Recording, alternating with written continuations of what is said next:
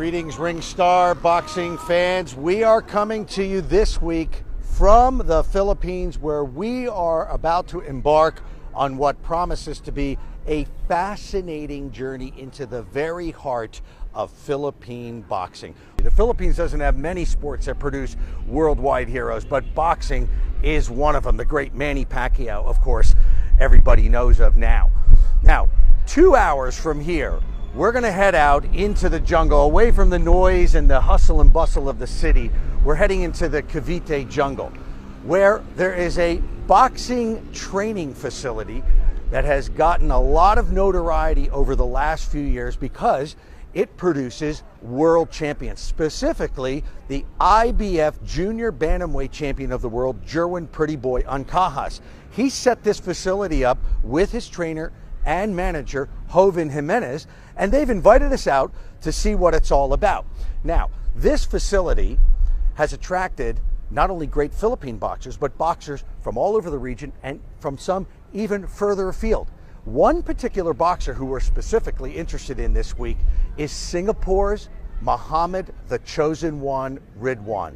After his stinging defeat in September of 2018 in Singapore to Namibia's Paulus Ambunda, Ridhwan asked for a rematch. So instead of training in the hustle and bustle of Singapore with all the bright lights and the distractions of family, Ridhwan has decided to come to the Philippines, to leave all the good stuff behind in Singapore and live the Spartan lifestyle at Survival Camp. So we're headed out there to see how he's doing.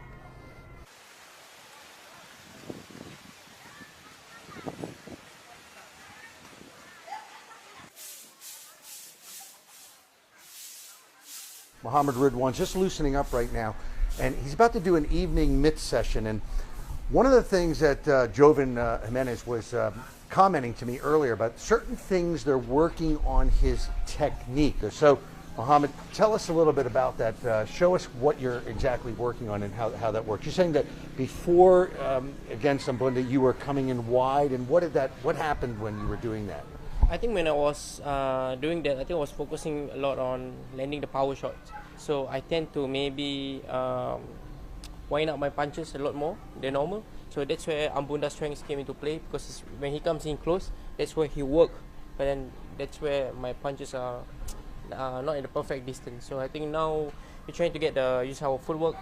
Whether we're going to fight him on the inside or whether we're going to fight him on the outside, we need to be at the perfect distance so that we can control the fight. But there's a saying, right? Those who control the distance will control the fight, will win the fight. So I want to keep him at the distance where I want him to be. If I want to fight him at the inside, then the distance must be perfect. If I want to be on the outside, the distance must be perfect. Okay, now talk about the punching style that you're working on right now. I think Coach Joven's style is pretty much he's a very technical coach. So he wants me to shorten my punches so that the punch can land the target much faster. So instead of looping punches, he wants it to be like short, snappy, so you can catch the opponent by surprise. Being here, it's kind of fun because I get to learn all over again. It's refreshing to always learn something from somebody as knowledgeable as Coach Joven, and to have Jerwin sometimes at the corner watching me spar, giving me some tips, it's really good. It's different. Okay, can you give us some more? Show us some more, a little bit of the footwork and some of the punches and style that you've been learning? Yeah, so the footwork, I think he wants me to be very, very balanced, always be in my stance, whether I'm going forward, going back. So my stance must always be perfect to throw the punches and not to be off balance. So when I get hit, I won't fall back. I can always maintain my distance. I can keep him where I want him to be. I can keep him in close. I can keep him on the outside.